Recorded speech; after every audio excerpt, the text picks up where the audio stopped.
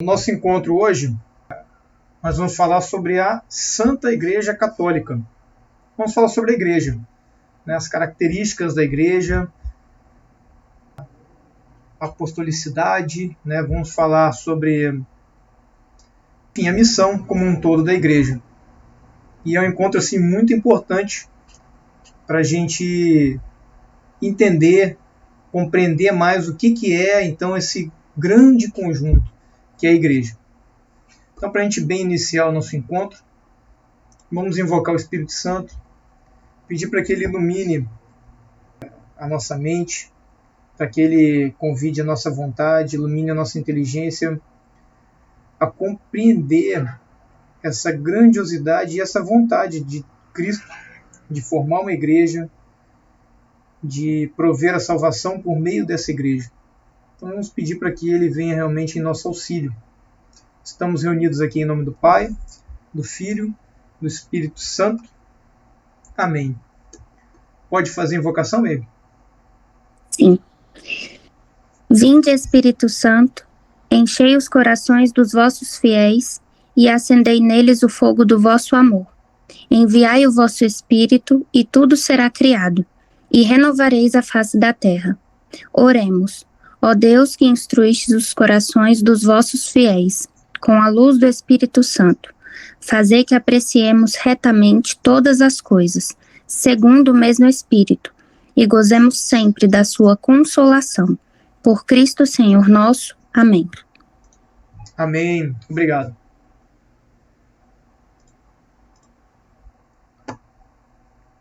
Então vamos começar pela palavra igreja. Então a palavra igreja, que é eclésia, né, do grego eclésia, significa convocação. Designa assembleias do povo, geralmente de caráter religioso. Nela Deus convoca seu povo de todos os confins da terra. Então aqui o Catecismo da Igreja Católica, lá no 751, ele já vai dar uma visão mais abrangente, né, do que seja a Igreja, e ele prossegue no 52, e ele vai tratar então agora na linguagem cristã.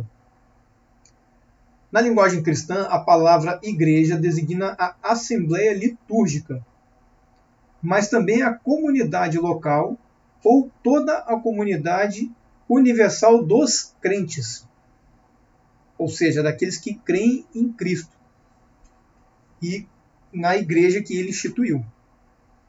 Então essa igreja é daqueles que se reúnem em torno de Cristo, acreditam na instituição que ele fez da própria igreja.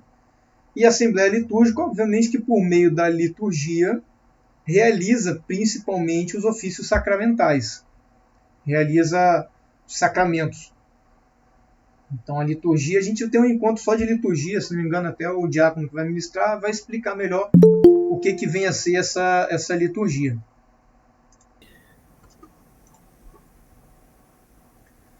Então a gente viu um conceito mais teórico, vamos ver agora um conceito prático, o que vem a ser igreja. É a sociedade de todos os cristãos que professam a mesma fé, recebem os mesmos sacramentos, sob a obediência do Papa e seus legítimos pastores. Tirei lá do livro Verdade e Vida, da Arquidiocese Militar aí de Brasília.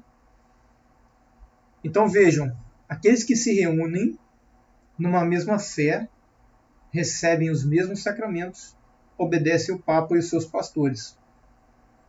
Obviamente, sempre enxergando e tendo como farol e como cabeça Cristo. Nunca perdendo de vista Cristo, obviamente, que é a finalidade.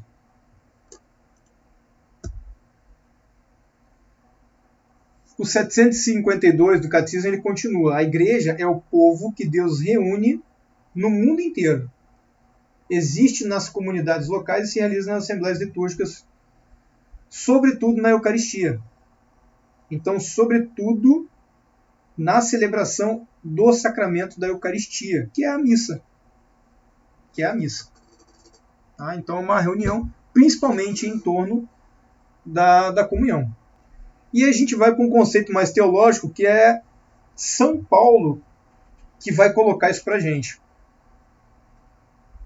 São Paulo ele vai discorrendo em várias cartas dele, vai falando sobre essa dinâmica que é a igreja, né? Sobre a dinâmica da igreja. E ele coloca então para a gente o seguinte, lá na primeira carta aos Coríntios, 12:26.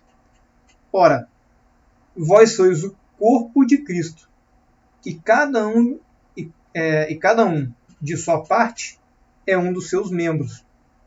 Então, aqui São Paulo ele começa a caminhar na direção. Olha, nós somos membros do corpo de Cristo. Lembra daquela parábola da videira?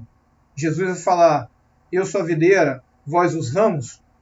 Então, São Paulo constrói essa ideia. Ó, tem o corpo de Cristo, nós somos os membros dele. Ou seja, somos os ramos. Aí ele continua. Em Colossenses 1, 17 e 18, ele vai dizer que Cristo existe antes de todas as coisas e todas as coisas subsistem nele. Todas as coisas que existem em Cristo.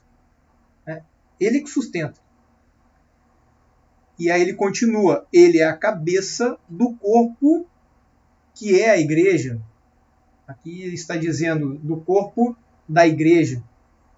Algumas traduções põem que é a igreja. Vejam que São Paulo ele coloca que nós somos membros, construiu que nós somos membros agora do corpo de Cristo, agora ele vai dizer que Cristo é a cabeça desse corpo, que é a igreja. Então já estamos conseguindo ver a igreja num corpo total de Cristo, inseridos dentro de Cristo, porque subsistimos todos nele, e tendo como cabeça desse corpo Jesus Cristo. Tem várias outras passagens que afirmam essa realidade. Romanos 12, 4, 5, capítulo 12, versículo 4 e 5. Colossenses também no 1, 24. E aí São Paulo ele sempre vai destrinchando essa teologia de dizer que Cristo é a cabeça, Cristo, nós somos o corpo de Cristo, e esse corpo, obviamente que não existe corpo sem cabeça, é a igreja. Essa imagem aqui eu achei muito bacana, porque é meio que a tradução visual daquilo que São Paulo vai querer dizer. Então imaginamos o corpo de Cristo com todos nós inseridos aí dentro, e a cabeça sendo Cristo.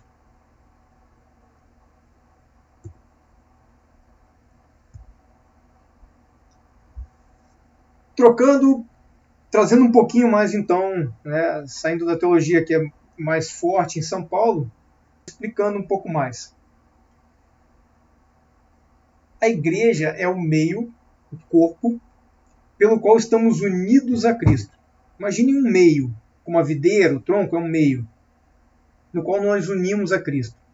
Este meio nos permite receber as graças dele, comunicadas principalmente por meio dos sacramentos. A igreja é como se fosse a casca do tronco, vamos colocar assim, que permite que o ramo fique ali, que o ramo nasça daquela casca, né? Então a gente vai ter um meio ao qual nós vamos se unir, se ligar a Cristo, para receber a seiva, para receber o que a árvore tem para nos dar. Então a gente entende já que principalmente a gente recebe os sacramentos por meio dessa união, junção a Cristo. Estão inseridos neste mesmo meio os que já foram salvos, ou seja, os que já morreram, quer estejam no céu ou no purgatório. É nessa união, esse estar no mesmo corpo, que permite que os santos intercedam por nós. Ah, mas como que o santo intercede por nós? Como que pessoas que já morreram intercedem por nós? Eles não estão apartados desse corpo. Vamos ver mais à frente. Então, por estarem reunidos nesse mesmo corpo, eles podem interceder por nós. E nós? Nós podemos interceder pelas almas do purgatório. Por quê? Porque já foram salvos, as almas do purgatório estão salvas. Estão cumprindo as penas temporais, como a gente já viu em encontros anteriores. Mas estão lá, estão salvos. E todos nós que estamos aqui vivos, os que já morreram estão no céu, e os que estão no purgatório fazemos parte de um mesmo corpo. Por isso que a gente vai dizer que existem 3 dimensões na igreja. Que é a igreja triunfante, que é a que está no céu, a igreja padecente, aqueles que estão no purgatório, e a igreja militante, que somos nós. Ainda caminhando na Terra, né? Caminhando neste mundo. Então são 3 dimensões da igreja, todas elas fazendo parte de um mesmo corpo. Por isso nós podemos oferecer, por exemplo, uma indulgência para uma alma do purgatório.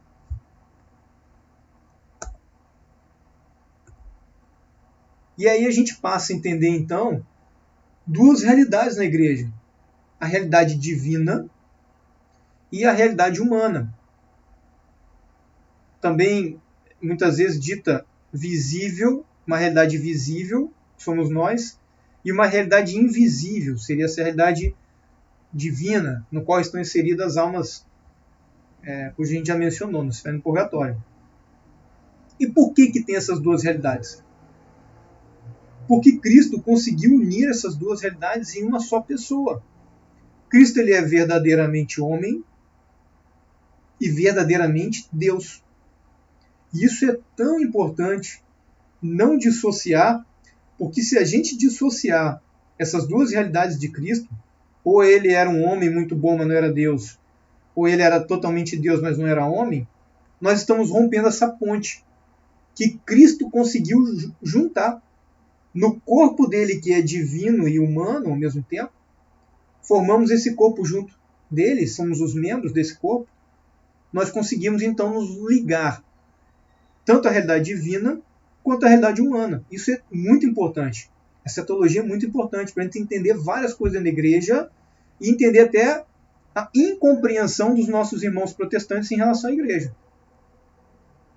Cristo estabelece então essa ponte entre a humanidade e a divindade. E agora nós, que fazemos parte do seu corpo, também podemos participar dessas 2 realidades. Então a gente participa da realidade divina? Participa. Por quê? Por causa de Cristo. A realidade divina lá no topo a ordenar a realidade humana, visível, aqui na Terra. A realidade divina que ordena a realidade humana, recapitulando tudo. Todas as coisas visíveis na divindade de Cristo. Tudo que estava perdido, tudo que estava decaído, o mundo em que nós vivemos, esse mundo visível, agora com a vinda de Cristo, totalmente Deus e totalmente homem, é recapitulada, é refeita. Existe uma nova realidade para isso aí. Cristo vai dizer no Apocalipse: eis que faço novas todas as coisas. Todas as coisas agora estão recapituladas. Em quem? Em Cristo. Vejam que profundo é isso aí. É uma coisa assim, muito bonito, mas ao mesmo tempo é uma coisa tão grandiosa que Cristo fez, que às vezes a gente não para nem para pensar. Mas a gente era uma realidade visível decaída. Como é que seria feita essa junção? Como é que seria feita essa ligação de novo com o divino que foi perdido por Adão e Eva? Cristo, né? Nosso Salvador. E aí a gente vai entrar na origem da igreja. Antes de a gente entrar na origem, alguém ficou com alguma dúvida com relação a essa teologia ou quer fazer alguma colocação? Maybe, Marcos? Não, tranquilo, Carlos. Conseguiram Entendi. compreender ou ficou muito... Sim. Tá. Consegui entender. Tá. É bem complexo, mas dá para gente complexo. A gente tem que parar e pensar um pouquinho. Tem que dar uma mastigada aqui. Tem muita coisa que é do catecismo.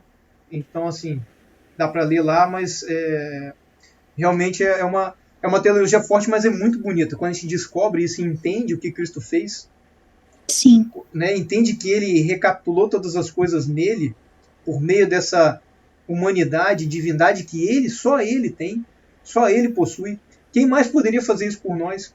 Quem mais poderia recapitular todas as coisas? Criar uma nova realidade em que nós agora podemos participar também da realidade divina. Por meio do quê? Por meio dos sacramentos.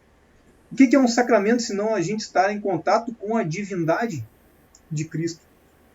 Isso só foi possível, né, porque Cristo veio e realmente recapitulou todas as coisas. E uniu essas duas realidades, que estavam rompidas pelo pecado original. Perfeito. Bom, a origem da igreja. Eu estava lendo a Lumen Gentium, mas no fim não consegui ler todas as partes que eu queria. Mas essa parte eu achei muito legal, e depois, mais à frente, ela é destrinchada. A igreja, ela é prefigurada já desde o princípio do mundo, ou seja, é prefigurada desde o princípio do mundo. Deus, ele já tinha o plano de salvação, ele já concebeu que seria por meio da igreja. Ela é prefigurada já, Deus já lançou, né, a pedra fundamental, digamos, já na cabeça dele, já entendeu que teria essa realidade. Então ela é prefigurada desde o princípio, admiravelmente preparada na história do povo de Israel e na antiga aliança. O que foram todos aqueles ensinamentos litúrgicos que Moisés passou para o povo, se não em vista da preparação da igreja que havia de vir? Toda a liturgia que existia no Antigo Testamento, toda aquela preparação que foi feita por Moisés, obviamente inspirada pelo Espírito Santo, era tudo já em vista dessa igreja que nós viveríamos hoje. Os sacrifícios, os oferecimentos, era o sacrifício de Cristo que ia ser feito. Mas por enquanto estava sendo feito com animais. A reverência ao Santíssimo, tudo isso já estava sendo preparado. Não estava consumado, estava preparado na Antiga Aliança. E aí foi constituída no fim dos tempos. O que é o fim dos tempos? A vinda de Cristo. Então, de fato, a igreja é constituída na vinda de Cristo. E quando é que ela é manifestada? Pela efusão do Espírito Santo lá em Pentecostes. Prefigurada desde o início dos tempos, preparada na Antiga Aliança com o povo de Israel, constituída de fato, instituída por Cristo, e vai ser manifestada pela efusão do Espírito Santo lá em Pentecostes. E aí será gloriosamente consumada no fim dos séculos. A igreja ela vai deixar de existir em determinado momento, porque já não será mais necessária. Por quê? Porque nós teremos a união perfeita em Deus. A igreja, como a gente viu, ela é um meio. A gente não viu no início, né? Um meio pelo qual nós estamos aqui fazendo essa ligação do humano com o divino, recebendo as graças. No fim dos séculos, quando ela consumar, quando a missão da igreja de fato terminar, ela vai deixar de existir. Quando Cristo vier. Esse é o número 2 lá da Constituição Dogmática Lumen Gentium, que vai falar exatamente da igreja. Como eu falei, a igreja é instituída por nosso Senhor Jesus Cristo. É uma ideia humana? Foi alguém que teve uma ideia? Vamos criar uma igreja? Vamos botar ali um pastor? Vamos botar um padre, um bispo? Não foi uma ideia humana. Isso foi uma vontade de Deus. Cristo fala para Pedro: tu és pedra, e sobre esta pedra edificarei a minha igreja. A igreja é de quem? É de Cristo. A igreja é de Cristo, a minha igreja. E vejam que ele está falando aqui no futuro. Edificarei. A igreja ainda não estava formada, ela ia ser formada na morte de Cristo, na consumação da paixão de Cristo. Mas ele já havia preparado a pedra que era Pedro.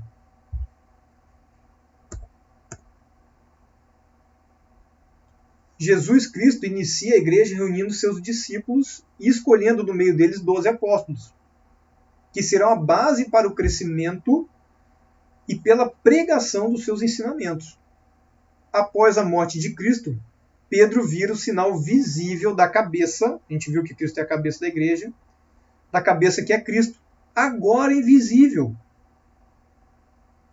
Percebam, Deus, obviamente que ele conhece tudo sobre nós, ele que nos criou.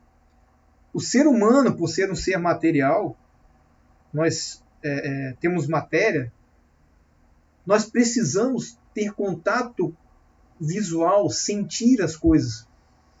Nós temos os sentidos. Era preciso ter um sinal visível aqui na Terra. Porque após a partida de Cristo, após a assunção dele, a gente já não tinha mais Cristo palpável aqui. Não tinha mais Cristo visível aqui. Ele deixa então Pedro com esse sinal, com uma cabeça representante da cabeça de Cristo, que é um sinal visível.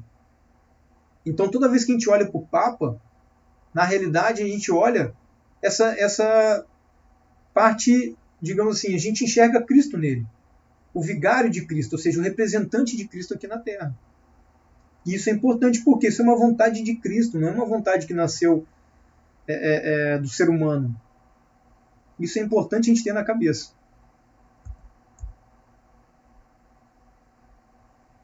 O catecismo vai dizer que a igreja nasce do lado aberto de Cristo, de onde jorrou sangue e água. Então lá no 766 ele diz: da mesma forma que Eva foi formada do lado de Adão adormecido, olha que parâmetro bonito, né?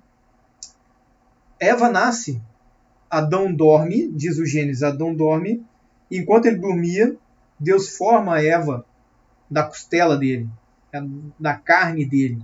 Para dizer, esse da costela para dizer que é da mesma carne.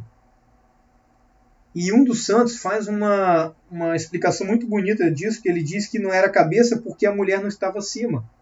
Também não era das partes de baixo porque a mulher não está abaixo. Ele tira exatamente da costela, que é o mesmo nível, digamos assim, de Adão.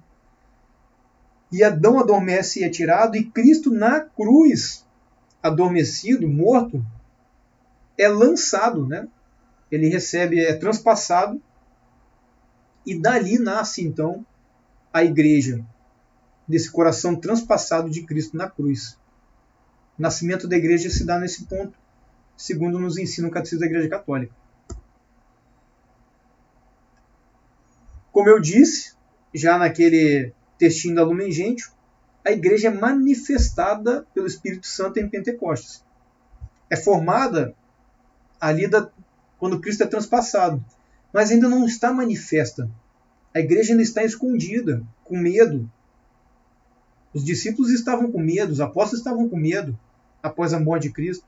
E aí Cristo vai aparecendo para eles, vai ressuscitando também a fé deles, até chegar no ponto em que ele diz, vai lá para Galiléia, que vocês vai receber o Espírito Santo, conforme ele havia prometido.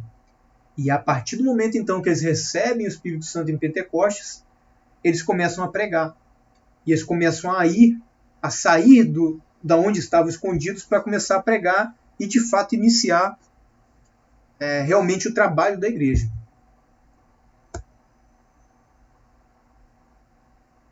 Terminada a obra que o Pai havia confiado ao Filho para realizar na terra, foi enviado o Espírito Santo no dia de Pentecostes, para santificar a igreja permanentemente. Então, primeiro foi enviado para santificar. Foi então que a igreja se manifestou publicamente diante da multidão e começou a difusão do evangelho com a pregação. Ok? Então, como eu já havia adiantado essa parte da manifestação. Alguma dúvida até aqui? Alguma coisa? Não, tranquilo. Tá certo. E a consumação da igreja, a consumação dessa missão, quando é que ela vai estar consumada? A obra da igreja estará concluída no fim dos tempos, quando Jesus Cristo voltar glorioso para julgar os vivos e os mortos. A igreja tem um fim também terreno. Ela vai acabar no momento em que Cristo voltar pela segunda vez. Porque ela já não vai ter mais, como eu disse, a missão dela já vai estar concluída.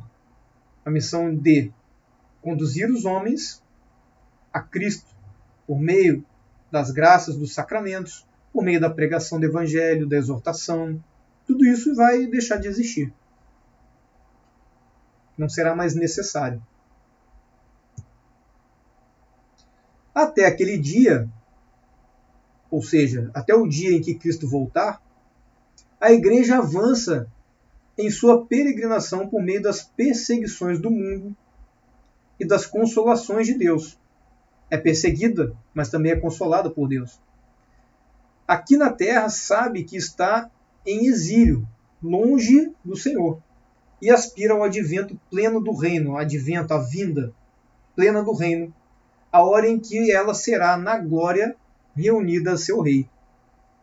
A igreja peregrina então nessa terra, trazendo cada vez mais filhos para o reino de Deus e aguardando ansiosamente esse encontro com o seu fundador, com o seu Senhor, com o seu rei.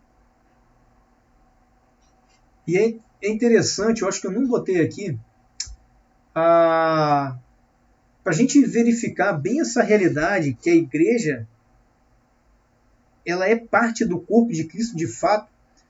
Se vocês puxarem da memória aquela passagem de São Paulo, da conversão de São Paulo, quando Cristo aparece para São Paulo, é uma luz muito grande que cega São Paulo, ele cai do cavalo no caminho para Damasco. Está em Atos dos Apóstolos, né? E aí, Jesus pergunta para Saulo: Saulo, por que me persegues? Olha só, Cristo já tinha morrido, já tinha ascendido aos céus. Quem que São Paulo estava perseguindo? A igreja. São Paulo estava perseguindo os cristãos. Estava perseguindo, né? Matando os cristãos, prendendo. E o que Jesus fala para ele? Jesus não fala assim: Saulo, por que você está perseguindo aí os meus discípulos? Por que você está perseguindo o pessoal aqui que acredita em mim? Cristo fala para São Paulo: por que me persegues? Cristo ali está dizendo que a igreja, aqueles que são perseguidos por Paulo, são ele mesmo. São parte do corpo dele. É uma sutileza dessa passagem, mas que nos remete a essa realidade que São Paulo então entendeu. Por isso que ele vai dizer lá em Colossenses, por isso que ele vai dizer na carta aos Coríntios. Porque quando ele estava perseguindo os cristãos, Jesus disse para ele: você está me perseguindo. Aí São Paulo, ó, captei, entendi. A igreja é realmente parte efetiva do corpo de Cristo.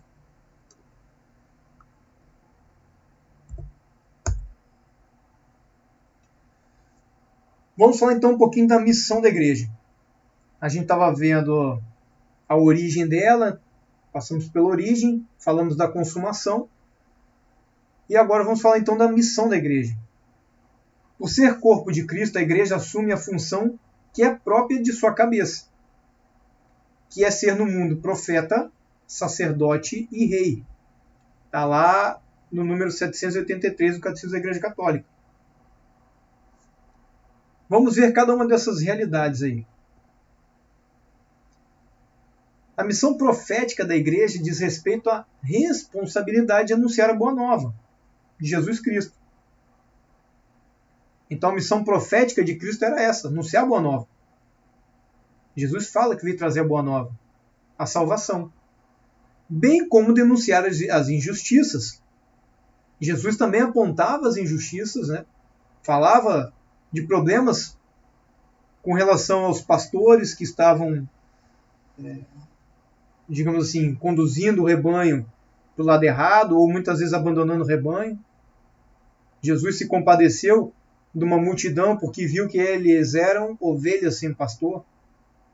Então ele denuncia também as injustiças, denuncia os problemas da sociedade da época, que era uma questão meramente social, não, que dificultavam a salvação, ou muitas vezes impediam a salvação das pessoas. Cristo tem uma preocupação com o bem-estar social? É claro que tem. O próprio coração humano dele se compadecia das pessoas em situações de carência, em situações difíceis. Mas a preocupação maior de Cristo, maior, isso a gente não pode perder de vista, é a salvação das almas. Porque as penas, enquanto a gente vive aqui, elas são temporárias e muito passageiras. A preocupação maior de Cristo é e sempre será a salvação das almas, sem deixar, obviamente, de se compadecer da situação humana, carência, né? A igreja, vemos então que ela tem essa missão profética de anunciar a boa nova, a salvação e denunciar as injustiças. E a missão sacerdotal da igreja?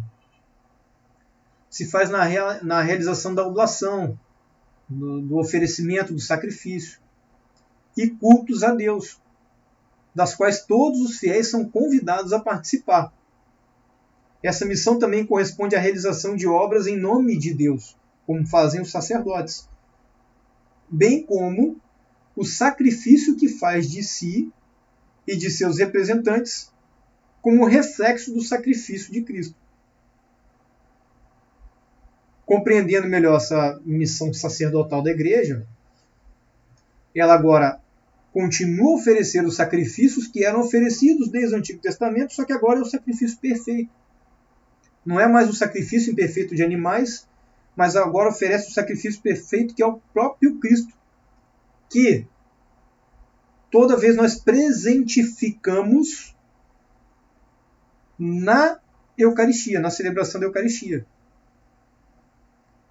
Teve um bispo que falou, eu não me lembro agora, ele falou que ele preferia usar muito mais do que a palavra atualizar, porque é usada no Catecismo da Igreja Católica, que a Eucaristia é uma atualização do sacrifício de Cristo, que é um sacrifício, obviamente, já não é mais um sacrifício doloroso, é um sacrifício incruento, ou seja, não tem mais a dor que Cristo passou, mas é o mesmo sacrifício.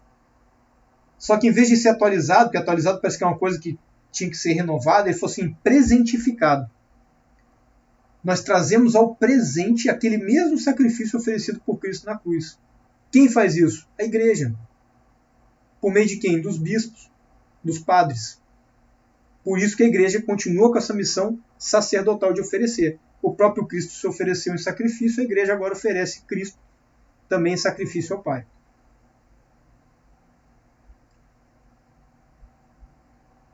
Aquele oferecimento que a gente vê na igreja, na missa, é uma parte muito bonita. O diácono deve tocar isso aí, que ele vai falar a missa parte por parte. Mas aquela parte em que o padre fala por Cristo, com Cristo e em Cristo, a vós, Deus Pai Todo-Poderoso, toda a honra e toda a glória, agora e para sempre, na unidade do Espírito Santo, né? Toda a honra e toda a glória, agora e para sempre. Ele levanta o pão e o vinho consagrado, ele levanta então o corpo e o sangue de Cristo e ele oferece aquele sacrifício. Essa parte da missa é muito linda. Por quê? Porque agora não é mais aquele sacrifício imperfeito de animais. O que está sendo oferecido a Deus Pai é o sacrifício, o corpo e o sangue do próprio Cristo. Para quê? Para a nossa salvação. Quando a gente entende isso, a missa tem uma beleza, uma coisa fenomenal. Mas vamos lá que isso é outro encontro. Por fim, então, a gente falou da missão profética, sacerdotal e agora a missão régia. Profeta, sacerdote e agora a missão de rei. A igreja continua essa missão que é de Cristo e é exercida atraindo para Cristo todos os homens da terra, assim como fez Cristo quando foi elevado na cruz. E servindo a todos, pois aqui está a grande missão régia da igreja. Por quê? Porque Cristo Rei e Senhor do Universo se fez servidor de todos os homens. Não veio para ser servido, mas para servir e para dar a vida em resgate de muitos. Cristo vai dizer, eu não vim para ser servido, eu vim para servir. Essa é a missão régia de Cristo, que é totalmente às avessas do mundo. A lógica de Deus é uma lógica totalmente inversa. O rei na terra, ele é para ser servido. O rei na terra, ele quer ser servido. O reinado divino, o reinado de Cristo é o inverso. É um rei que vem para servir.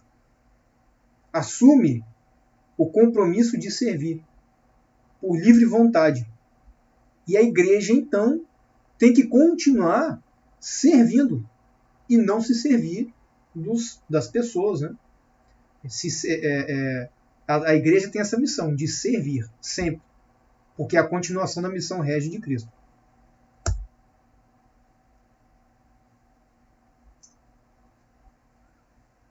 Alguma dúvida, alguma colocação? Tudo certo? Tudo certo. Tá. Vamos falar um pouquinho agora das características da igreja. É muito conteúdo, né, gente? Por isso que vamos indo ali para a gente poder passar assim nos pontos mais importantes. Mas se tiverem qualquer dúvida ou qualquer colocação, pode parar e falar. A igreja é una, santa, católica, apostólica. Vocês já ouviram isso.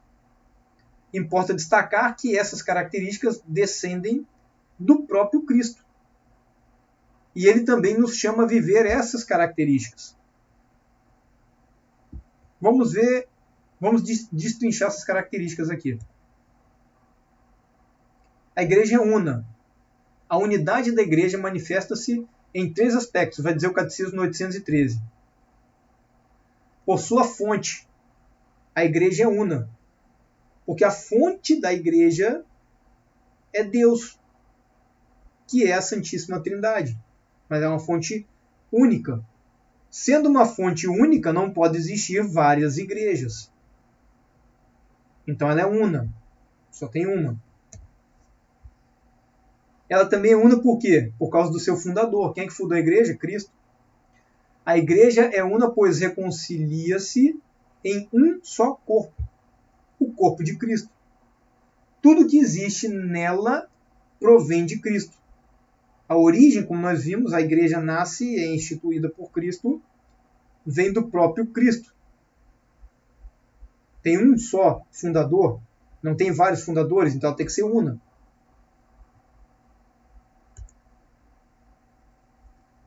E também pela alma da igreja, por sua alma. A igreja é una, pois um só Espírito habita nos crentes, o Espírito Santo. É ele que planifica e rege toda a igreja. Existe um só Espírito que rege toda a igreja. Então não pode haver várias igrejas. É um só Deus, um só fundador e um só Espírito. A não ser que eles fossem, que Deus, como muitos encaram Deus como um ser bipolar, ou que a hora que é uma coisa, a hora que é outra, a hora que é uma coisa, a hora que é outra. Em Deus não há mudança. E Deus é um. Então a igreja não pode ser várias igrejas. Só pode haver uma igreja. Esse é o pensamento que o catecismo vai construindo.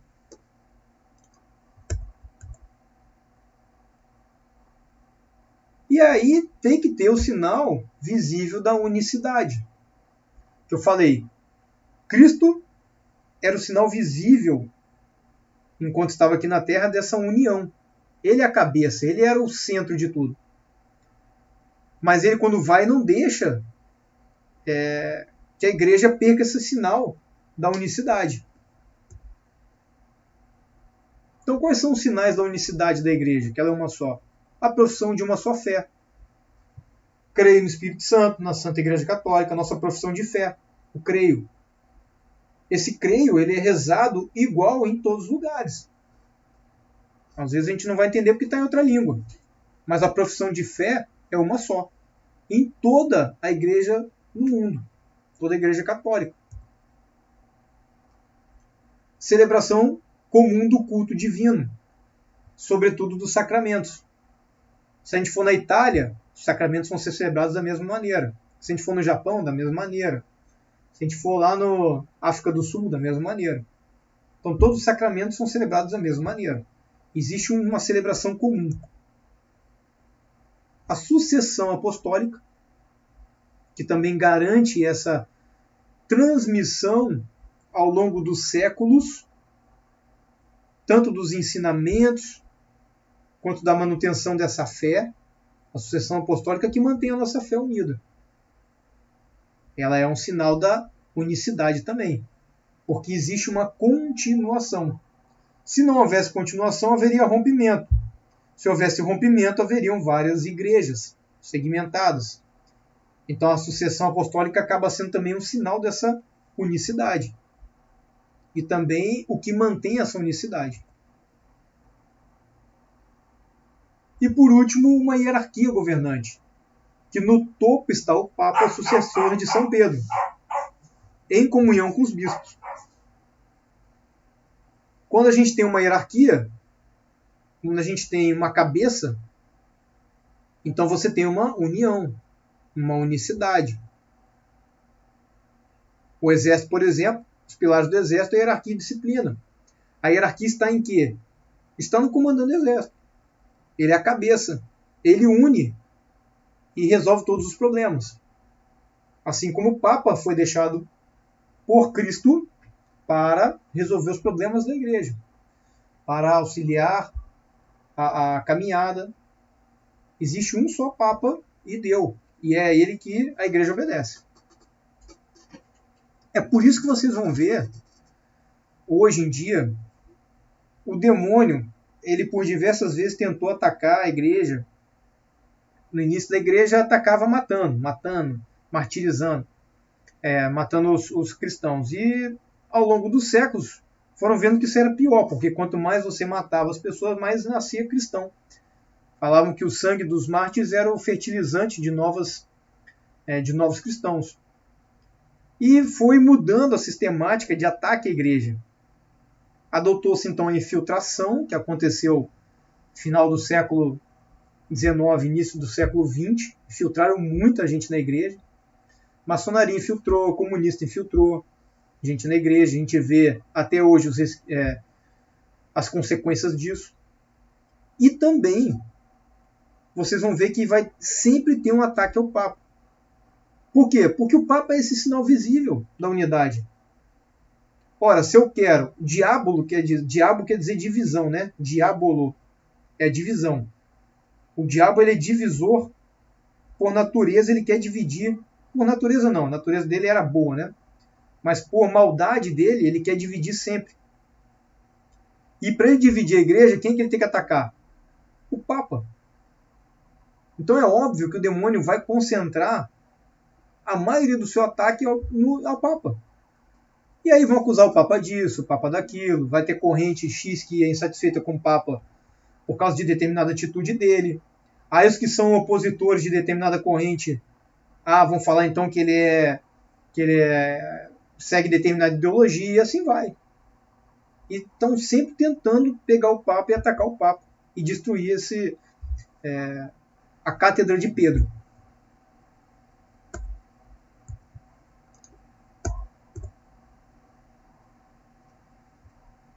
Passando da unicidade, una, para a santidade, a igreja é santa. Por quê? Unida a Cristo, sendo o corpo do Cristo, é santificada por ele. Por ele e nele torna-se também santificante. Ora, se eu faço parte do corpo de Cristo, eu sou santificado por ele. Se eu sou santificado por ele, eu também vou santificar os outros por meio da igreja. Então, são duas coisas que acontecem. Cristo nos santifica e por meio dessa santificação da igreja nós conseguimos santificar também. Tá no Catecismo 824.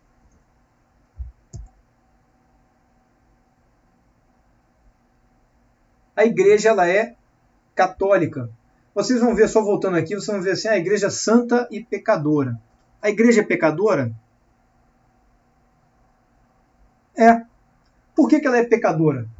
Porque ela é formada por nós. Embora nós façamos parte do corpo de Cristo,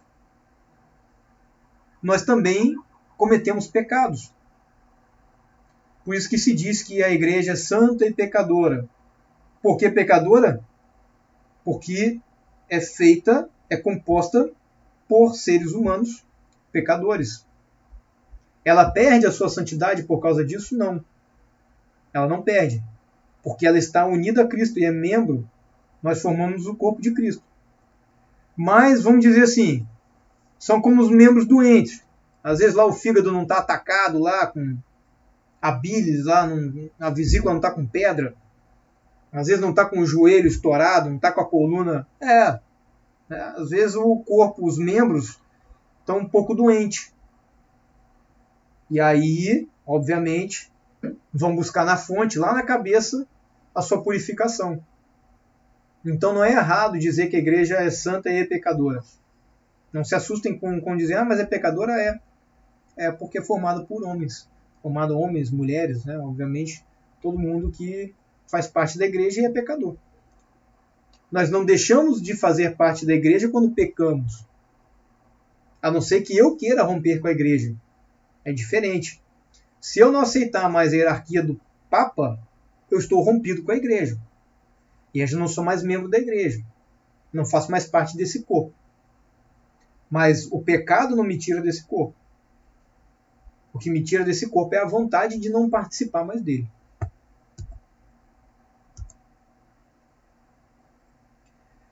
A igreja ela é católica, ou seja, universal. Porque abraça todos. Não foi instituída para um povo seleto segundo a raça ou herança sanguínea, como era antigamente na antiga aliança, mas aberta a todos aqueles que aderirem aos seus preceitos. É universal, pois está em todo lugar e destina-se a todos os povos. Isso que quer dizer católica, universal. Cristo institui uma igreja que é aberta a todos, não mais a uma linhagem sanguínea, mas aberta a todos aqueles que amam a Cristo e seguem os seus mandamentos. Aceitam Cristo como seu Senhor. E tudo que ele instituiu, inclusive a igreja, inclusive os padres, o Papa, os apóstolos, e a gente vai ver agora, quando entrar na parte apostólica. A gente tem que aceitar tudo. Não pode ficar aceitando um pedacinho. Ah, isso aqui que Cristo falou, eu aceito.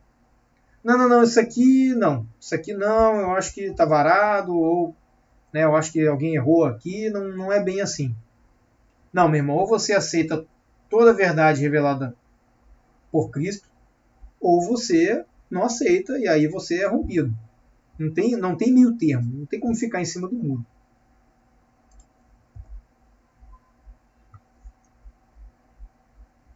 Antes da gente entrar na apostólica, que é uma parte maior e importante também, alguém quer fazer alguma colocação? Alguma dúvida? Não. Certinho. Tá. Tranquilo.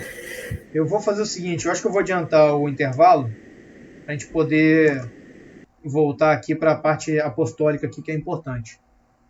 Tá? Vamos fazer um intervalo de 10 minutos então. Tá bom. E a gente volta daqui a pouco, tá certo? Bom, pessoal, vamos retomar então aqui nosso encontro. A gente estava vendo as características da igreja e vamos ver agora a igreja é apostólica. O que vem a ser esse apostólica? Apóstolo é uma palavra de origem grega que quer dizer enviado. É apostólica porque foi estabelecida por meio dos apóstolos e seus sucessores. Isso é uma coisa que a gente tem que entender. Ah, mas por que tem que ter apóstolos? Por que tem que ter padre? Por que tem que ter bispo? Olha, o porquê eu não sei. Eu sei que Cristo instituiu. Por que Cristo quis assim? A gente até entende por quê. Porque o ser humano é um ser social, a gente depende dos outros. Cristo quis que nós participássemos um da salvação do outro. Isso também nos remete e nos traz humildade. Posso até imaginar por que Cristo botou esse caminho. Agora, mas por que ele poderia ter feito de outro modo? Claro que poderia, ele é Deus. Ele poderia ter feito tudo sozinho com a maior facilidade. Poderia manter os sacramentos de uma outra maneira? Poderia. Agora, Deus quis assim. E a gente tem que respeitar por que Cristo quis que houvessem apóstolos e que houvessem sucessores desses apóstolos. Que houvesse uma igreja apostólica. Isso que a gente tem que aceitar. Muitos não entendem. Às vezes, tudo bem, você não precisa entender, mas você tem que confiar e acreditar em Cristo. Ao amanhecer, chamou seus discípulos e elegeu 12, que designou com o nome de apóstolos. Está lá em Lucas 6,13. Cristo tinha discípulos. Desses discípulos, ele pegou 12, no qual designou, chamou de apóstolos. Ou seja, aqueles que seriam enviados por ele. Houve uma eleição. Ah, por que que... Eu também posso imaginar por que ele escolheu os apóstolos dele. Eu, por exemplo, pegar Pedro, eu vejo muita humildade em Pedro. Muito. Pedro é extremamente humilde. Agora, poderiam ter escolhido outros, poderiam ter escolhido ninguém? É, mas ele quis assim. Jesus confere a autoridade suprema a Pedro. Olha só o que Cristo diz. E aí, olha, é um malabarismo mental que os nossos irmãos protestantes fazem para tentar distorcer o que está sendo dito aqui. E algo que é muito claro. Muito claro. Cristo vira para Pedro. Isso aqui é aquela passagem que ele pergunta: e vós, quem dizeis que eu sou? Aí Pedro vai dizer: tu és o Messias, o Filho de Deus vivo. Aí Jesus fala: feliz é tu, Simão, que não foi a carne nem o sangue que te revelou isso, mas meu Pai que está no céu. E aí ele vai falar o seguinte: eu te declaro. Ele passa a virar e a falar com Pedro. Olha só, Cristo estava falando com os discípulos. Quando Pedro responde isso, o diálogo fica de Cristo direto para Pedro. Ele não está falando com mais ninguém. Ele fala: tu és Pedro, e sobre esta pedra edificarei a minha igreja. Cristo fala: eu te declaro, tu és Pedro, sobre essa pedra edificarei a minha igreja. E continua falando com Pedro: e te darei, eu te darei as chaves do reino dos céus. E tudo o que ligares na terra será ligado no céu. E tudo o que desligares na terra será desligado no céu. Não tem aqui como ir por outro caminho. Muito clara essa passagem. Pedro recebe um poder de Cristo. Por quê? Porque Cristo quis. Assim, foi da vontade de Cristo. E aí tem muita questão do esta e o essa. Ah, não, mas o esta é quem está falando, o essa é quem está recebendo aquela palavra. Não. Questões semânticas bobas, porque se a gente for pegar na língua portuguesa, não estou nem falando do original grego aqui, mas na língua portuguesa o esta é para o que está, é o que está perto. É o que está perto. Ó. Este celular. O do Marcos é esse celular. O esta é porque, né, Jesus está falando com Pedro na frente dele. Está próximo de Jesus e vai falar esta pedra. Não é esta pedra. Cristo não se aponta, porque fica um diálogo de maluco. Tu és Pedro. Está falando com Pedro. Aí daqui a pouco Jesus vira para ele: e sobre esta pedra edificarei minha igreja. Falando dele, não tem cabimento. E aí eu te darei. Então fala para Pedro, vem para Cristo, fala para Pedro de novo. É uma coisa que fica muito, enfim, muito difícil de seguir essa linha de raciocínio.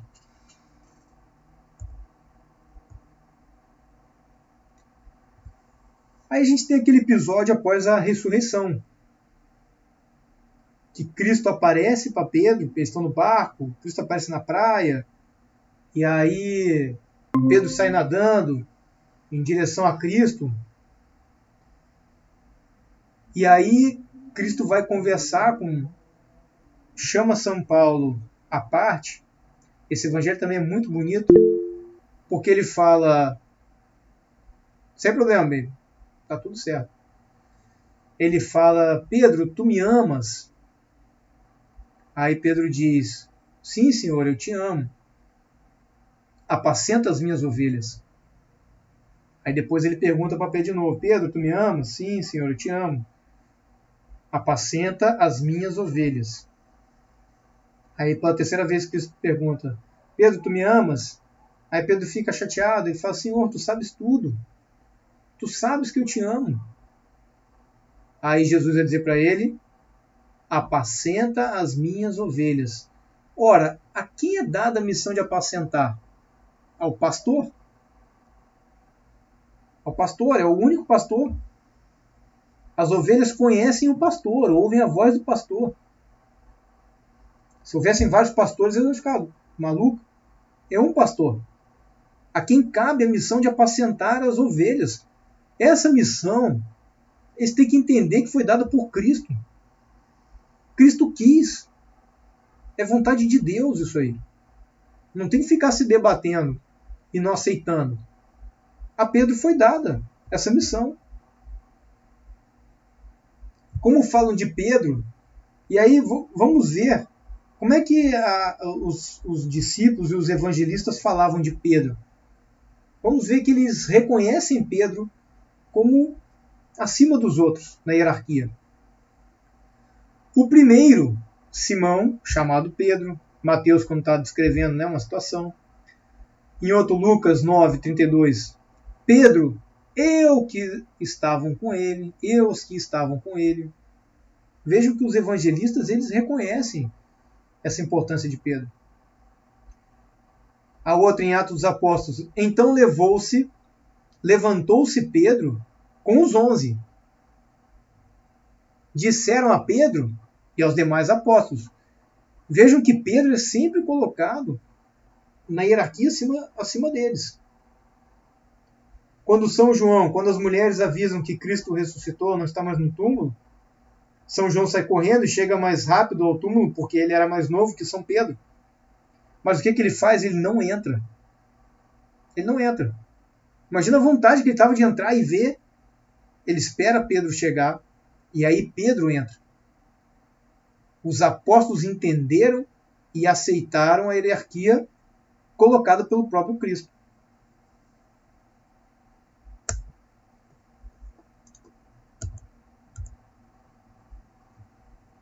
E aí o Papa é o vigário de Jesus Cristo na Terra. Vigário, o representante de Jesus Cristo na Terra. Legítimo sucessor de São Pedro. Legítimo sucessor de São Pedro. Bispo de Roma e chefe visível da Igreja Católica. O Romano Pontífice, vai dizer a Lumen Gentium, o Romano Pontífice, como sucessor de Pedro, é perpétuo e visível fundamento da unidade, não só dos bispos, mas também dos fiéis. É perpétuo. Ah, vou lá matar o Papa. Mata, vai aparecer outro. Mata, vai ter outro Papa. Porque é uma instituição perpétua. Foi Cristo que assim quis e assim continua, por obra do Espírito Santo. E esse sinal de unidade, ele não só é unidade entre os bispos, por quê? Porque tem que haver um consenso entre os bispos. Se houver divergências doutrinais ou alguma divergência entre os bispos, a quem cabe dar a unicidade? Ao Papa. Bateu o martelo. Não, isso aqui, isso aqui. E vejam que com todos os problemas que a Igreja Católica teve ao longo dos séculos, realmente tivemos maus papas, nenhuma bula papal foi anulada por conter erros doutrinários, ou erros contra a tradição, ou erros teológicos, até pelos maus papas. Por quê? Porque é o Espírito Santo que está com ele. É o Espírito Santo que sustenta a Igreja. Tivemos maus exemplos? Sim, tivemos. Mas quando o Papa fala ou age, o Espírito Santo é sempre o auxiliador dele. E nós temos que acreditar nisso e ter fé nisso.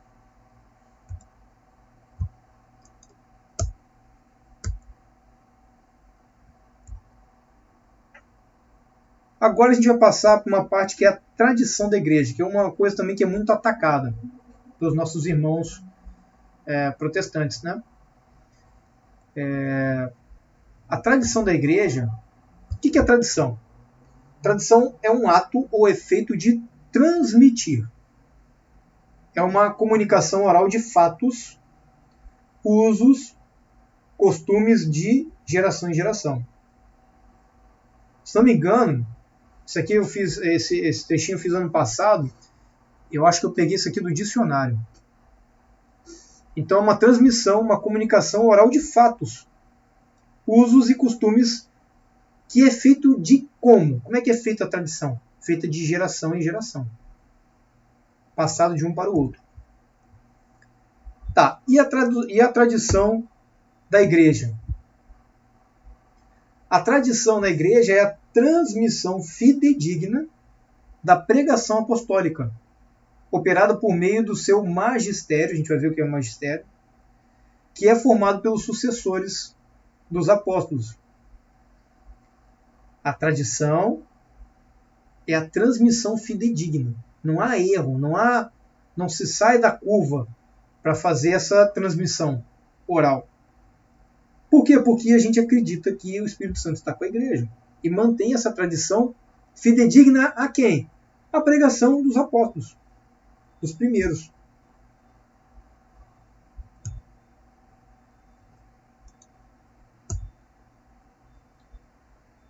Foi o próprio Cristo quem incumbiu os apóstolos dessa missão, quando ele diz: e depois e ensinai a todas as nações. Ensinai a todas as nações. Batizai-as em nome do Pai, do Filho e do Espírito Santo. Ensinai-as a observar tudo o que vos prescrevi, pessoal. Isso é muito importante. Por quê? Cristo aqui não está dizendo o seguinte: olha, escrevei, deixai por escrito tudo o que eu vos ensinei.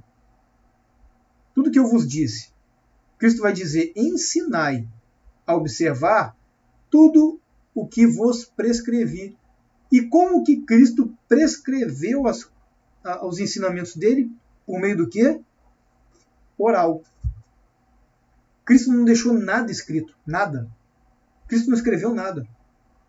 O único episódio na Bíblia em que Cristo vai escrever alguma coisa é quando vão apedrejar aquela mulher pega em adultério e ele começa a escrever na areia.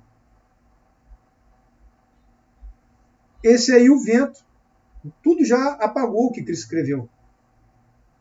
Então, Cristo prescreveu oralmente e mandou que os seus apóstolos fizessem a mesma coisa. Ensinar oralmente, obviamente.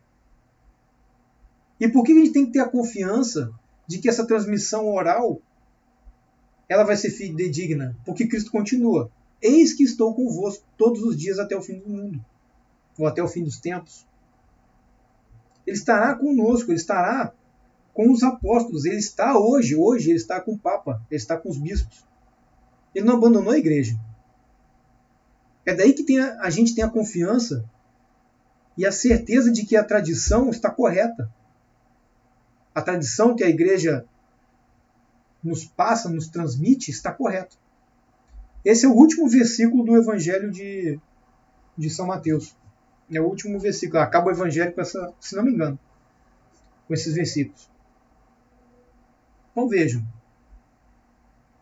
existe muito embasamento para a gente acreditar na tradição da igreja. Muito embasamento. São Paulo vai dizer também algo relacionado à tradição. Ele diz: assim, pois, irmãos, ficai firmes e conservai os ensinamentos que de nós aprendestes. São Paulo transmitiu ensinamentos. Veja o que ele diz: seja por palavras, seja por carta nossa. Houve aqui uma transmissão de ensinamento também por carta. São Paulo fez. Mas também ele fala: seja por palavras.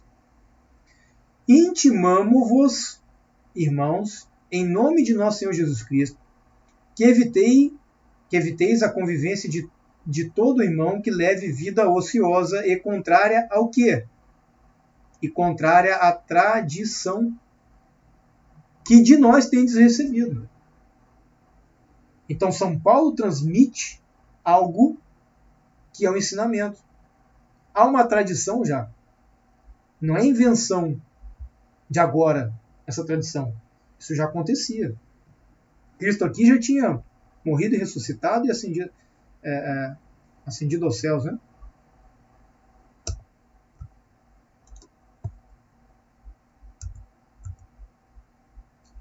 O catecismo diz, com relação à tradição, Cristo Senhor, em quem se consuma toda a revelação do sumo Deus, ordenou aos apóstolos que o evangelho fosse por eles pregado a todos os homens como fonte de toda a verdade salvífica e de toda a disciplina de costumes, comunicando-lhes os dons divinos. Então essa pregação é feita, é ordenada por Deus, por Cristo, para eles irem pregando. Obviamente que depois, por ação do Espírito Santo, os evangelistas resolveram escrever a obra de Cristo. Resolveram, porque Cristo falou que ele enviaria o Espírito Santo, ele falou assim, agora vocês não são capazes de compreender. Não me lembro qual é a parte das Escrituras. Mas eu enviarei o Espírito Santo sobre vós, e ele vos lembrará tudo o que eu vos tenho dito. Quem fez os apóstolos escrever evangelho, ou os evangelistas, no caso que não foram apóstolos, como Mateus e Marcos, quem fez eles escreverem foi o próprio Espírito Santo. Quem disse isso? O próprio Cristo. Agora, ele não mandou escrever, ele mandou ensinar. Lembrando, como vimos no encontro sobre a Bíblia, eu falei isso, lá no encontro da Bíblia, o cânon só foi fechado lá no século IV. E os primeiros escritos de São Paulo e os evangelhos só começaram a ser mais conhecidos no século III. Aí fica aquela pergunta para os nossos irmãos da sola Escritura, só a Bíblia. Como então a igreja e os cristãos mantiveram sua fé durante esses séculos sem uma Bíblia? Sem nada escrito? Como é que a igreja se sustentou durante esses primeiros séculos sem ter nada escrito? Só tem uma resposta, é a tradição. Inclusive, foi a época que nós tivemos mais mártires na igreja. Era a época de maior fervor. Só por meio da tradição oral. A primeira carta escrita foi Tessalonicenses. Salvo engano, lá no ano 60. E aí imaginem vocês naquela época, se escrevia em pergaminho, papiro, uma coisa era escrita e mandada. Como é que era feita a circulação disso aí? Não tinha imprensa. Então até esses escritos chegarem na mão do povo, demorou muito tempo. E o que sustentou a fé, a igreja, a tradição? Nós não podemos desdenhar da tradição. Não podemos. E nem desacreditá-la. E o magistério da igreja? O que vem a ser o magistério da igreja? É um instrumento por meio do qual o Papa e os bispos, em comunhão com ele, os bispos em comunhão com o Papa, realizam o ofício de interpretar autenticamente a palavra de Deus escrita ou transmitida. Está lá no Catecismo 85. O magistério não está acima da palavra de Deus, mas a serviço dela, não ensinando senão o que foi transmitido. Ou seja, o magistério ele resgata a tradição. No sentido de que, por mandato divino, com assistência do Espírito Santo, piamente ausculta aquela palavra, escuta a Escritura, santamente aguarda e fielmente a expõe. O magistério escuta com muita piedade aquela palavra, guarda aquilo ali e expõe. E deste único depósito de fé tira o que nos propõe para ser criado, como devidamente revelado. Aqui há um contraponto total a livre interpretação das Escrituras. Imaginem vocês se cada um interpretasse a Bíblia da maneira como lhe vem na cabeça. O que ia acontecer? A gente teria várias igrejas. Várias igrejas. Se eu tenho uma interpretação, o Marcos tem outra, a Maybe tem outra, eu vou criar uma igreja aqui da minha interpretação. O Marcos vai criar uma igreja que tem a interpretação dele, a Maybe vai criar uma igreja da interpretação dela. E a gente vai ficar se combatendo, dizendo, ah, tua interpretação está errada, esse ponto aqui não é. E não é isso que acontece com as igrejas protestantes? Quantas igrejas, quantas denominações protestantes existem? Tinha um estudo que dizia que tinha mais de 9.000 igrejas protestantes. Por quê? Porque não há um magistério. Eles não acreditam no magistério. Eles não acreditam no poder que Cristo deu e que enviou o Espírito Santo para que haja uma interpretação correta. Ah, mas por que o magistério sabe? Porque essa missão foi dada por Cristo a eles. Cristo envia o Espírito Santo sobre eles, para que eles falem aquilo que é a vontade do Espírito Santo. Olha a lógica do negócio. Quem é que escreveu as Escrituras? Ah, foi São Mateus. Não, não foi evangelista. Quem escreve é o Espírito Santo. Quem é que escreveu o Pentateuco? Espírito Santo. Quem é que falou por meio dos profetas? Espírito Santo. Ora, se é o Espírito Santo o autor das Escrituras, a quem eu tenho que recorrer para interpretar as Escrituras da maneira correta? Ao Espírito Santo. E a quem foi enviado o Espírito Santo para que faça essa leitura correta? Ao magistério da igreja. Quem falou isso? O próprio Cristo. Falando com os apóstolos, dizendo que não ia deixar, que eles não iam compreender, mas que ele ia enviar o Espírito Santo. E que eles compreenderiam e se lembrariam daquilo que ele ensinou. Isso aqui é muito claro. Nós não podemos aqui, eu estou lendo isso aqui, então isso aqui quer dizer... Se eu tenho alguma dúvida no que quer dizer aquela leitura, eu vou procurar o que diz o magistério da igreja, para bem compreendê-lo. Tá. Entendi.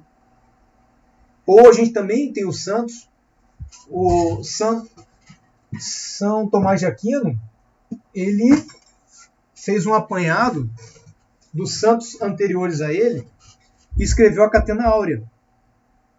Então, os 3 evangelhos, Mateus, Marcos e Lucas, São Tomás de Aquino pegou santos padres, pegou os nossos santos padres, os antigos, faltou o nome agora, e foi reunindo esses escritos deles, essas interpretações, que é o que a igreja também usa e também utiliza. Isso aqui é uma das fontes que a gente pode recorrer. Então veja aqui, São Beda, São Basílio, Santo Ambrósio, Santo Agostinho, tudo ele foi reunindo.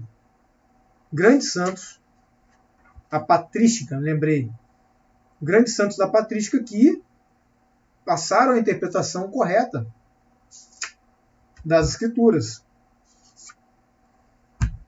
Existem outros locais em que a igreja vai dizer, um deles é o próprio Catecismo da Igreja Católica que a gente usa, que vai dar a interpretação correta e a direção correta de determinada escritura. Então o magistério ele é fundamental. Fundamental. A tradição é fundamental, mas o magistério também é.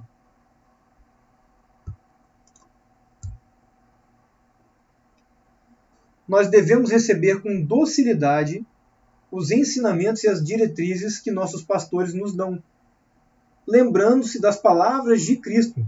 Olha o que Cristo disse para os apóstolos: quem vos ouve, a mim ouve. Quem vos ouve, a mim ouve. Isso aqui ele está falando para quem? Para qualquer um? Não, ele está falando para os apóstolos. Então,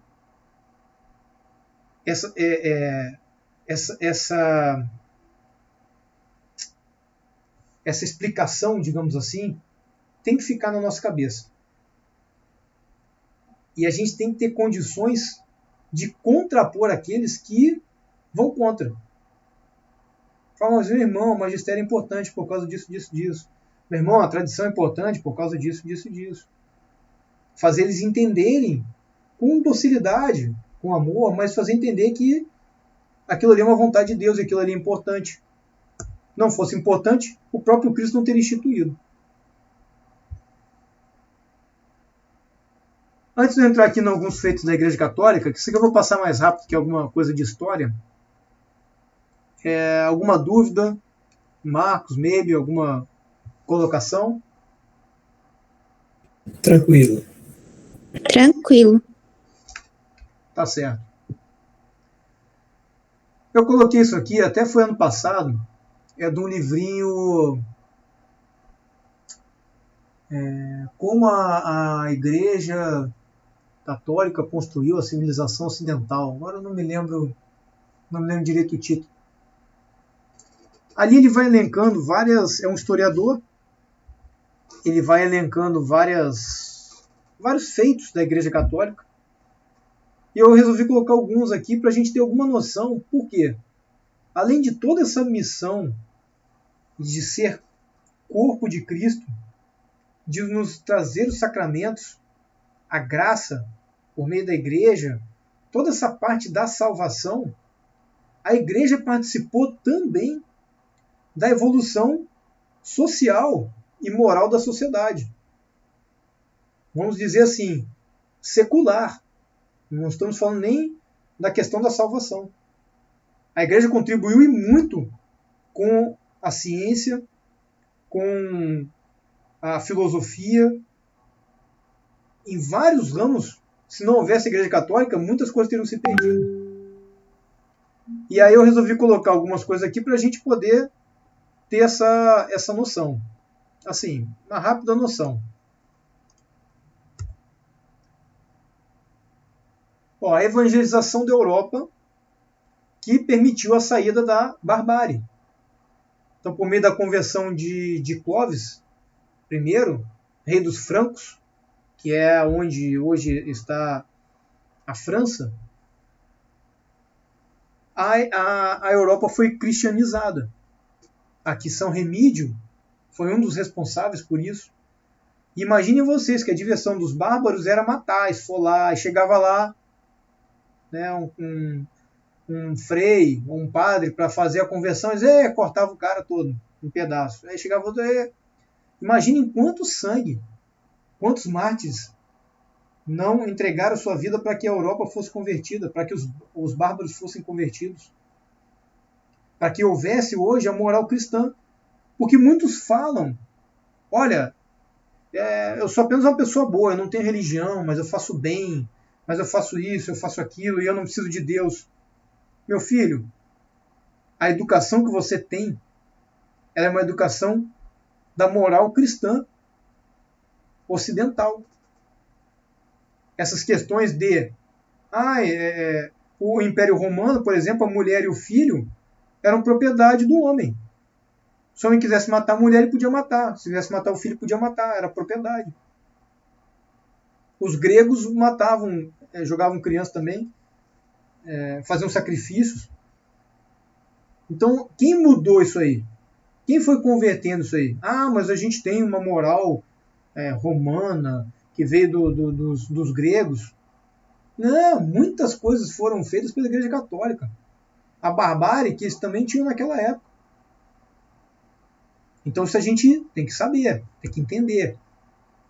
No século IX, por exemplo, o monge Alcuino revolucionou a escrita, inserindo as letras minúsculas e inserindo espaço entre as letras. Imaginem vocês que não tinha nem espaço entre as letras. Foi Alcuino que também iniciou as bases para análise combinatória, que é utilizada até hoje para a computação. Lá no século IX, monge. No século IX e X foram marcados, né, os dois séculos, pelas violentas invasões vikings, magiares e muçulmanos. Porém, a igreja manteve seu espírito de estudo. Nesses períodos, muitos mosteiros foram saqueados e incendiados. Mas os monges mantiveram escondidos e protegidos os acervos culturais A gente tinha os copistas, monges copistas, que dedicavam sua vida a fazer cópia desses livros, fazer cópia dos evangelhos, fazer cópia. Hoje, né, o nosso irmão protestante pega e põe a Bíblia aqui, a Bíblia, só escritura. Quem manteve essas escrituras? Quando nesses períodos que foram saqueados e que a Europa toda foi praticamente destruída ou invadida, era lá um monge que passava a sua vida inteira escrevendo. Não só os evangelhos, não só as escrituras, escreviam também, a gente vai ver aqui, textos de Aristóteles, Platão. Muito do que se tem hoje da filosofia, a gente deve a esses monges copistas também. Ó, a construção do primeiro relógio foi um monge, né? Eu vou até, vocês leem aí, porque eu não vou ficar me arriscando a falar o nome dele não. Que depois se tornou um papa, Papa Silvestre II. Então o papa foi o inventor do primeiro relógio, em 996. Às vezes vocês vão ver, quando querem se referir a esses padres, bispos ou papa, eles vão falar o nome da pessoa. Ah, não, foi o Gebert que fez isso aí. De Aurillac. Gebert de Aurillac. Mas ele não fala que era o Papa Silvestre II. Ele fala que foi o inventor. Ó, aqui eu falei para vocês os monges copistas que preservaram livros e documentos de grandes autores, como Cícero, Horácio, Marcião, ó, Virgílio, que é conhecido, Apolônio, Aristóteles, Platão, Sêneca. Esses monges fizeram cópia desses livros, que é o que nós temos até hoje. Teria tudo sido queimado. Diga-se, fazendo justiça, os muçulmanos também tinham esses escritos. Em algum momento, quando eles saquearam, ou quando eles iam fazendo a pilhagem em alguns cantos, eles não destruíram esses escritos, eles mantiveram também. As faculdades tiveram seu germe nas escolas catedrais do século XII. A igreja que começou a formar escolas para ensinar as pessoas, e essas escolas eram grudadas nas catedrais, essas escolas catedrais, que depois originou as faculdades, como a gente conhece até hoje. Então esse ensino nasceu da Igreja Católica, essa propagação do ensino nasce juntamente da vontade da Igreja Católica de ensinar. A gente tem na área científica Galileu, centrou seu trabalho em Nicolau Copérnico, que era um padre. Nicolau Copérnico era um padre. Isaac Newton colocou a inércia, né, na sua primeira lei do movimento. Porém, esse conceito já havia sido escrito 4 séculos antes pelo sacerdote Jean Bourdieu, lá em 1300, que era a teoria do ímpeto. Mas isso aí não vão falar. Não vão dizer. Ou se falar, vão falar, não, foi Jean Bourdieu, mas não fala que ele era um sacerdote que se empenhou em melhorar a ciência, em ajudar nessa caminhada. A escola da Catedral de Chartres, no século XII também, foi quem impulsionou as artes liberais, o trivium, o quadrivium. O trivium e o quadrivium, eles têm lógica, né? Tem lógica, retórica, álgebra, se não me engano, que isso aí revolucionou muito a ciência. Muito. Que foi impulsionado por quem? Pela Catedral de Chartres, uma das que impulsionou as artes liberais, que deram um grande avanço na ciência. Roger Bacon, você já deve ter escutado falar, do século XIII, pai do método científico, era um frade franciscano. Alguém fala que Roger Bacon era frade franciscano? Você não fala do Roger Bacon. Nicolau Steno, padre, estabeleceu a maior parte dos princípios da geologia, considerado o pai da geologia.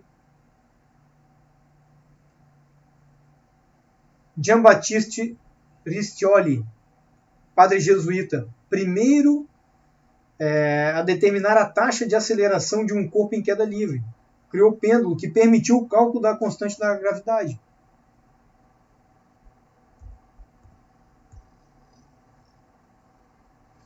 Aí no direito a gente tem o padre dominicano Antônio de Monte, que proferindo uma defesa dos nativos contra os maus tratos dos colonizadores espanhóis. Os colonizadores espanhóis eles eram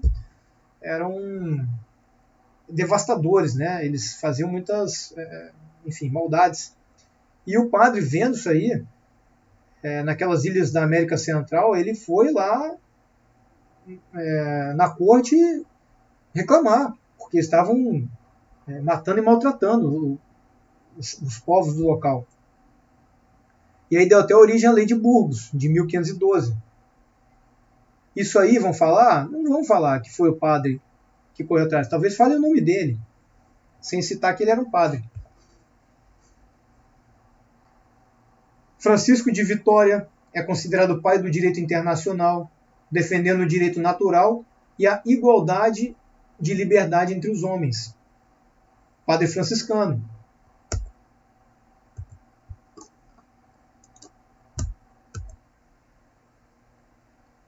Implementação de hospitais voltados para o atendimento do povo. As obras de caridade começaram com a Igreja Católica. Hospitais de caridade, beneficentes, Igreja Católica. Até hoje, a instituição que mais faz caridade no mundo, ninguém fala disso, é a Igreja Católica. É a instituição que mais faz obra de caridade, que mais tem obra de caridade. Falam isso? Não. Ninguém diz. Meus irmãos, com isso a gente conclui o nosso encontro, trazendo algumas ideias gerais. A Igreja Católica é o prolongamento do mistério da encarnação do Filho de Deus. Está no Catecismo. É o prolongamento do mistério da encarnação do Filho de Deus. Porque a gente viu que a encarnação é um mistério que une o divino e o humano numa só pessoa.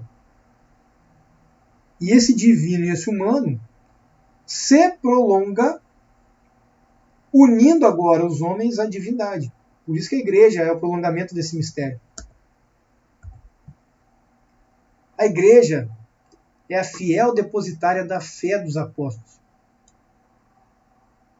Tudo que os apóstolos criam, nós cremos hoje. E quem mantém essa crença? Quem mantém essa fé? A igreja. A igreja é o meio pelo qual Cristo comunica suas graças, principalmente por meio dos sacramentos. Se não houver igreja, não há sacramento. Se não há sacramento, a comunicação das graças teria que acontecer de outro modo. Mas não foi assim que Cristo quis. Ele quis que essas graças fossem comunicadas. E essa comunicação, eu gosto sempre de falar, porque comunicação a gente leva muito para a questão verbal, de falar, eu estou te comunicando. Mas essa comunicação é no sentido de comunicar como dutos, como a gente vê na física, os vasos comunicantes. Quando a gente põe aquelas caixas, e aí é ligada com um cano, e aí as caixas se mantêm sempre no mesmo nível. É um cano, é um duto que comunica aquilo ali, ou seja, há um movimento na direção, na nossa direção, dessa graça. Então é como se a igreja ligasse tubos, vários dutos, lá na divindade, e escorresse e viesse até nós, chegasse até nós por meio desses dutos, nos comunicando essas graças. E a principal forma de comunicar essas graças, de transferir para nós essas graças, são os sacramentos. E aí, por fim, como a gente viu, a ação da igreja trouxe inúmeros benefícios para a humanidade. Não só no campo, obviamente, espiritual, da nossa salvação, mas também no campo secular, como a gente viu agora no finalzinho do nosso encontro. Muitas coisas a gente deve à igreja. A gente tem que ler mais sobre a igreja, ler mais sobre o que ela fez. A própria Inquisição tem muita coisa obscura que se mente. Se a gente for ver o julgamento de Galileu, tem várias coisas ali que tem vários pontos que são... Quando a gente estuda, a gente vê que não é bem o que foi falado para a gente no colégio. Mas agora aqui procurar, a gente tem que procurar, tem que saber o que aconteceu. Para a gente não ficar escutando somente narrativas e também não ter contraponto. Então é importante, sempre que tiver uma oportunidade, a gente também se inteirar do que a Igreja Católica fez. Eu falo para vocês que cresce muito o amor pela Igreja, saber o que ela faz, saber a história dela. A gente admira, passa a admirar, e não fica só nessa narrativa de muitas vezes que a gente aprende na escola. Uma narrativa falaciosa. A igreja é má, porque o Papa mandou matar os gatos, aí tem essa história, é porque é Inquisição, porque só falam nisso.